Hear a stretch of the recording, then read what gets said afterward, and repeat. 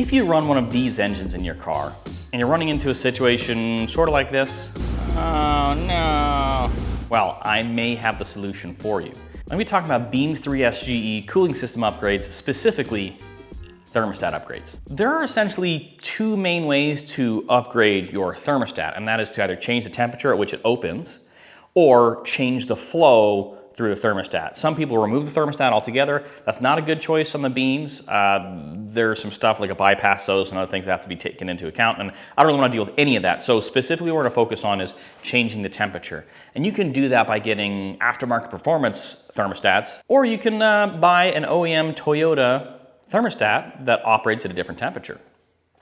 So here's my thought on this thermostat upgrade and why I'm changing the temperature. By changing the temperature which it opens, you're changing essentially your operating temperature, right? 4AG operates like 180 to 195, maybe 200 degrees. And the Beam 3SG, actually, the thermostat is the exact same at the temperature that it opens and is fully open.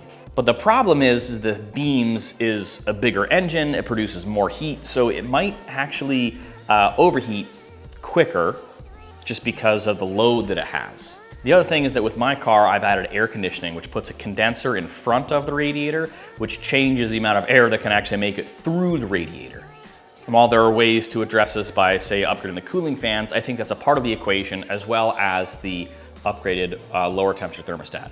What I want to do is I want to widen the margin of error, or widen the margin of fault, essentially, for the cooling system. I want it to be able to operate, start operating lower and still reach that same temperature that is a full operating range, what is standard on these. See, I live in Arizona, it's really, really hot here, and so I want that cooling system to operate as good as it possibly can. The other thing is I also like to take my cars out of the racetrack, and I do things like drift hot laps, and that can be very taxing on the cooling system. So what I'm hoping to do here is widen that margin of error, like I said, and be able to have the car stay cool for longer.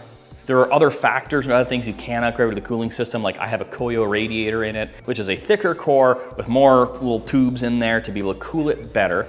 And I've also got other things like upgraded cooling fans, or I've got some coming that are better than the ones I have on the car. And the thermostat is just the next thing in the system to make it operate better. All that said, let's go ahead and take a look at the thermostat that I've got. So this right here is our upgraded thermostat, 90916-03089. This thermostat opens at 76 degrees Celsius. It says it right on the thermostat, and that is 170 degrees Fahrenheit, give or take, which is quite a bit cooler than the factory 3SGE thermostat, which is I think about a 190 degree thermostat. So with the factory thermostat, you get up to like operating temps of 200 degrees. The A86, the 4AG thermostat is fully open, I think at 90 degrees Celsius, which is about 195 degrees Fahrenheit.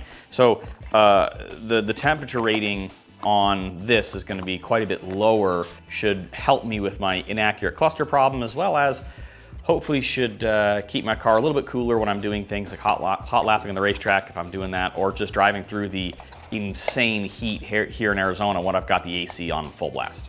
Replacing the thermostat on a Beam 3SG is actually pretty easy. I've got this engine over here in the garage. This is where the thermostat is a thermostat housing, which goes to the lower radiator hose. So to remove it, you're just going to pop off a couple of 10mm nuts. And there you go. You pull the thermostat out, you'll put your new one in. One of the things you'll see on the thermostat housing, this little notch right here, that is to mark the top. And not only to mark the top, it's also where you're going to line up your wheat pole on the thermostat housing. So you'll put it in like this. I don't have the gasket with it in this one, but you'll see you're going to line it up like that, and then you'll bolt it back onto the engine. All right, let's go ahead and get to installing this new thermostat on the car.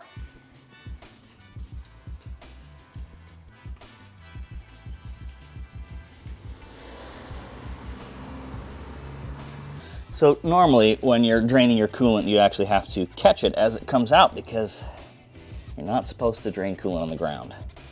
But I just have water in this. I flushed it a bunch. So a part of this thermostat job is going to be put coolant back in it. But right now, we're just draining out the water. Ugh, this stuff is gross down there. It's a little rusty, smells a little gross. With the old crusty water drained and flushed, we're gonna go ahead and get in here and get the thermostat off. It's a little bit of a tight fit with everything actually on the car, so we'll see if we can get it done.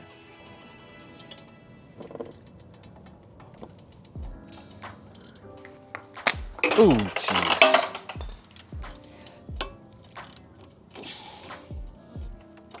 Yeah. 82 degrees versus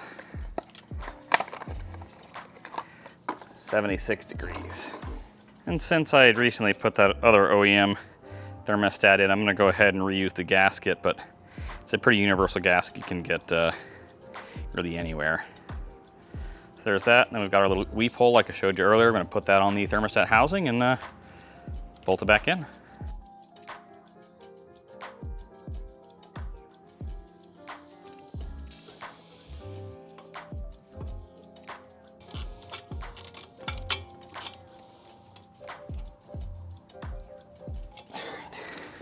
All right, now that we've got everything hooked back up,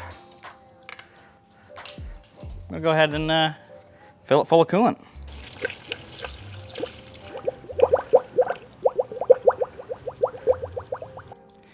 With our coolant added up, I've also got this funnel in it, right? This is kind of like a burping, bleeding funnel.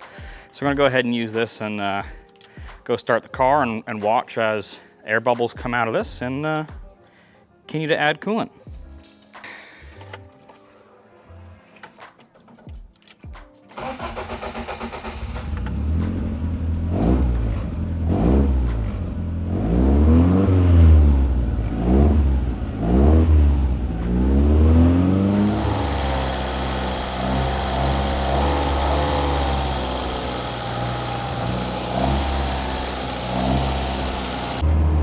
Here we are going for a little cruise, and you can see my temps are perfectly right there in the middle.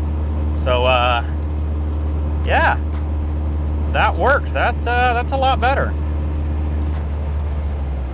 And here we are sitting just at idle back in my driveway. My car doesn't idle very low, but temps are perfect.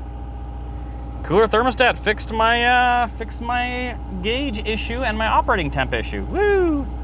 Let's wrap this up here. The thermostat is not the end-all be-all solution for all of your cooling system woes. It's just a part of the equation. It gives you more room for error in an overheat condition, and it just widens that your margin of error to prevent like a head gasket from blowing or something else, popping.